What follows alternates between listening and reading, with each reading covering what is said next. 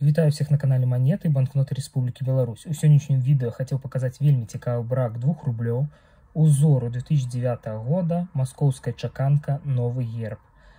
Брак называецца у нас чаканка на аднароднай нарыхтоўкі. Знойдзены 2 экземпляру, адзін з іх вось тут я паказваю. Давайте разглядзім таксама аверс.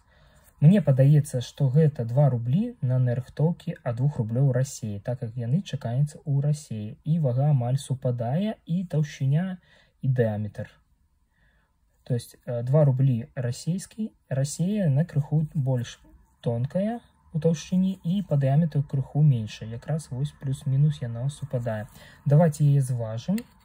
В арыгіналу павінна важыць монета 5,81, яна важа 5,10. То есть амаль падобная на нарыхтоўку ад 2 рублёў. А на сёння хацеў бы з вами развітацца. Калекцыянуйце і шануйце сваё. Да сустрэчы!